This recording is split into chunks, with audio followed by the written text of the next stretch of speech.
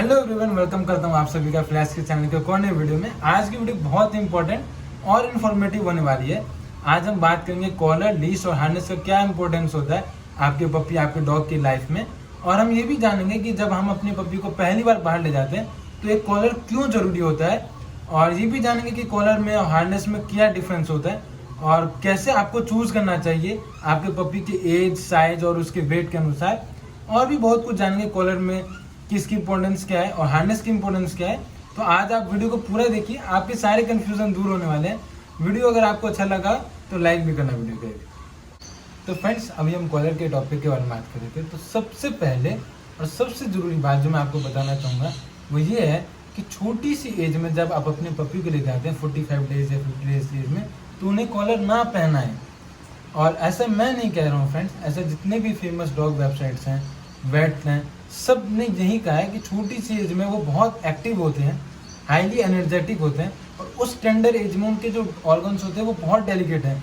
ऐसे में अगर आप कॉलर डालते हैं या किसी चीज़ से बांधते हैं तो पुल करने पर उनके नेक एरिया में निशान आ सकता है। और अगर आपने किसी चीज़ से बांधा है तो उसे अपने ऊपर गिरा के अपने आप को चोट भी लगा सकते हैं। इसलिए सबसे ज़रूरी बात यह है कि छोटी सी एज में कॉलर पहनाना अवॉइड कीजिए, उन्हें फ्रीली घूमने दीजिए घर में। तो फ्रेंड्स, अब आपके मन में ये सवाल आया होगा कि अपने पपी को कैसे ट्रेन करें कॉलर के लिए। तो मैं आपको ये बता देता हूँ कि अगर आपको लगता है कि आप अपने पपी को पहले दिन कॉलर पहनाते हैं, वो वॉक पे जाता है, आप आराम से वॉक करके आ जाते हैं, आपको कोई दिक्कत नहीं होती, तो ये खाली एक ऐसा सपना है जो पूरा नहीं होने वाला है।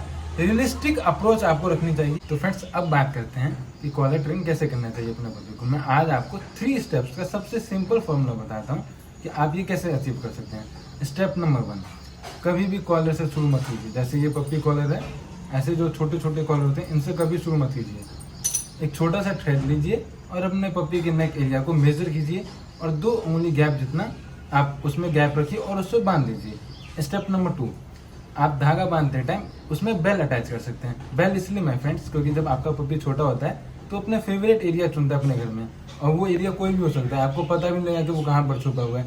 जैसे फ्लैश बहुत छोटा था तो कभी कभी बेड के नीचे छुप जाता था, कभी सोफा के नीचे, तो मुझे ढूंढने में टाइम लगता था। तो मैंने सोचा कि इस थ्रेड में छोटा सा बेल लगा देता हूँ, तो जहाँ भी जाएगा तो आवाज़ करेगा, तो मुझे लोकेट करने में आसानी होगा। तो आप भी ये कर सकते हैं।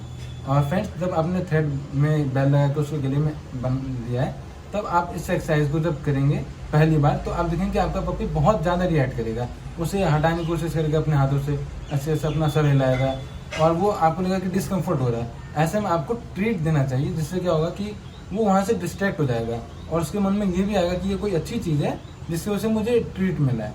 और इस एक्सरसाइज को आप बस 10 मिनट कीजिए पहले दिन। और रेगुलर डेज पर जब आप डे 2 पर जाएंगे तो आप इस एक्सरसाइज को 2-3 बार कर सकते हैं 10 मिनट के लिए। डे 3 पर जाने के बाद 3 से 4 बार कर सकते हैं और टाइम को 10 मिनट की जगह 20 मिनट कर सकते हैं। डे 4 पर जाने के बाद 4 से 5 बार कर सकते हैं और 30 मिनट का टाइम गैप दे सकते हैं। और बीच बीच में आप देखेंगे आपका पपी अब उसके लिए रिलैक्स कर रहा है, उसके नॉर्मल होता जा रहा है, उससे पता है कि ये पहनने पे मुझे ट्रीट मिलता है और उसको दिक्कत नहीं है उस चीज़ से।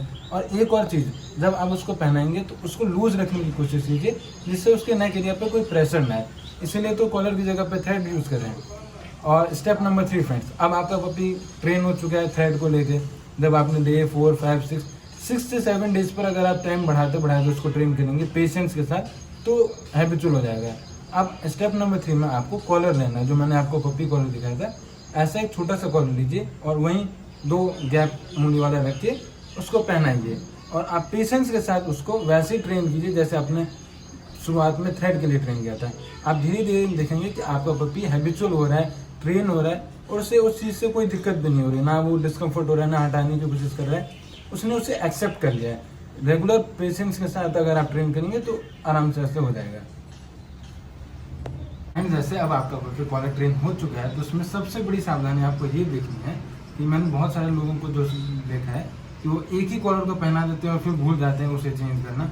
ऐसे में आपके पपी की जो ग्रोथ हो रही है उस टाइम में उसके नेक पे बहुत ट्रेन आएगा, प्रेशर आएगा।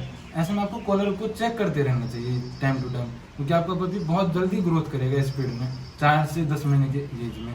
और अगर आप वही कॉलर सेम रिपीट करेंगे और ये जो 2 उंगली का जो रूल है प्रिंसिपल, गैप चेक करना, वो नहीं करेंगे, तो ऐसे में उसके नेक पर प्रेशर आएगा।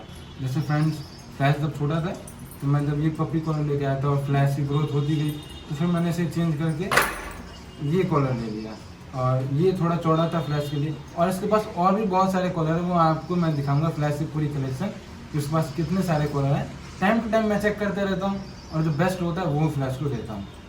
जैसे अब आपका पति कॉलर ट्रेन हो चुका है, तो जब आप पार्क में लेके जाएंगे तो आप देखेंगे फेस करेंगे एक प्रॉब्लम कि आपका पपी कॉलर पे तो ट्रेन हो चुका है, लेकिन लीश जो होती है, रोप जो होती है, जो आप देखेंगे लोगों को पकड़ते हुए, वो अब जब आप अपने पपी को इंट्रोड्यूस करेंगे तो बहुत ज़्यादा वायलेंट इधर उधर भागने की कोशिश करेगा, उसके नेक पे प्रेशर आएगा। ऐसे में आपको लीश भी प्रॉपर चुननी होगी। जैसे स्टील की चेन लोग ले लेते हैं, वो बहुत गलत चीज़ होती है। तो मैं आपको दिखा देता हूँ कि एक प्रॉपर लीश होती है, वो जैसे ये है स्ट्रॉन्ग मेटल होकर फ्लैश के पास ऐसी बहुत सारी लीश है। तो मैं आपको दिखा देता हूँ कि कैसे आपको अटैच करना चाहिए लीश और कैसे ट्रेन करना चाहिए फ्लैश। अब जैसे आप अपने पपी को पहली बार जब वॉक ले जाएंगे तो कुछ ऐसे ही अरेंजमेंट में ले जाएंगे। ऐसे में देखिए जो फ्लैश का जो गैप है वो मैंने बहुत प्रॉपर्ली मेंटेन किया हुआ है 2 उंगली से, उससे भी ज़्यादा। इसलिए क्या होगा, अगर फ्लैश अगर भागी या मैं पुल करूँ तो भी इसके नेक पर ज़्यादा प्रेशर नहीं आएगा। और जो मैंने स्ट्रॉन्ग मेटल हुक वाला ये लीश लिया है, इसकी जगह बहुत लोग स्टील वाला चेन लेते हैं, लेकिन वो प्रॉपर नहीं होता, उससे नेक पे प्रेशर आता है। और अब आते हैं दूसरा चीज़, जैसे आपका पपी है, बच्चा है, छोटा है, एक्टिव है, भाग रहा है इधर उधर, नेक पे पुल कर रहा है, तो आपको लगेगा कि इसके नेक पे कहीं प्रॉब्लम ना आ जाए। ऐसे में हम दूसरा चीज़ इस्तेमाल करते हैं जिसे बोलते हैं हार्नेस। अब मैं आपको दिखाता हूँ कि हार्नेस कैसे काम करता है, क्योंकि वो बहुत ज़रूरी है छोटे पपीज़ के लिए। जब तक वो वेल ट्रेंड ना हो जाए तब तक उन्हें हार्नेस में रखना चाहिए। तो फ्रेंड, जैसे आपको मैंने बता दिया कि जब आपका पपी छोटा होता है उसे पुल करेगा, ऐसे में आप ये ले सकते हैं, ये हार्नेस होता है। और देखिए ये कैसे मैंने फ्लैश को बांधा है, इसका प्रेशर जो है वो इस एरिया में आ रहा है और चेस्ट में, और इस वाले एरिया को प्रेशर देने के लिए बनाया गया है। और ऐसे में क्या होता है कि जैसे आपका यहाँ पर हुक है, यहाँ पर आप लीश बांध सकते हैं, यहाँ से आप कंट्रोल भी कर सकते हैं अगर वो भाग रहा है। ऐसे में क्या होगा कि आपका पपी जब वॉक करेगा, रन करेगा, खेलेगा, तो उसमें कोई ज़्यादा प्रेशर नहीं आएगी। आप चाहें तो उसे हटा भी सकते हैं, ऐसे भी लगा भी सकते हैं।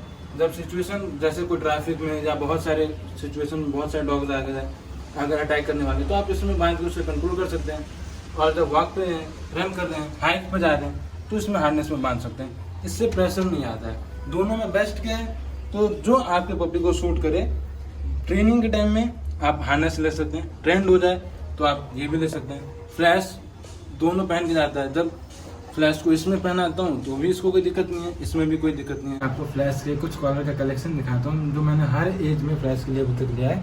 अभी वो कौन सा पहन रहा है, कौन सा यूज़ में, और कितने सारे अभी तक चेंज कर चुके हैं सब। फ्लैश के लिए मैंने क्या नया हार्नेस परचेज किया है। ये फ्लैश का बेस्ट सेलर हार्नेस अमेजोन पे, पैड सब का, और ये सबसे बड़ा साइज़ है।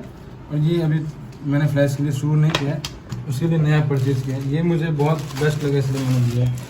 आपको दिखाता हूँ फ्लैश का कॉलर। ये देखिए, ये फ्लैश का एक फैंसी डिज़ाइन वाला कॉलर, और जो ब्लैक है फ्लैश, इसके लिए बैटमैन कॉलर लिया मैंने। ये बहुत बढ़िया है और इसकी वाइट भी बढ़िया है, इससे नेक पे प्रेशर भी नहीं आता है। और ये स्ट्रॉन्ग लेदर का फ्लैश का जो ये कॉलर है, ये मुझे सबसे बढ़िया लगता है। ये स्ट्रॉन्ग बिल्ड है, प्योर लेदर का है, और स्ट्रॉन्ग मेटल हुक है, इसमें फ्लैश का टैग भी लग जाता है। और जो लीश लिया है मैंने हार्नेस और कॉलर को देख के, वो ये वाला लिया है, रबराइज्ड हैंडल है, जिससे फ्लैश अगर भागता है तो मुझे प्रेशर नहीं आता।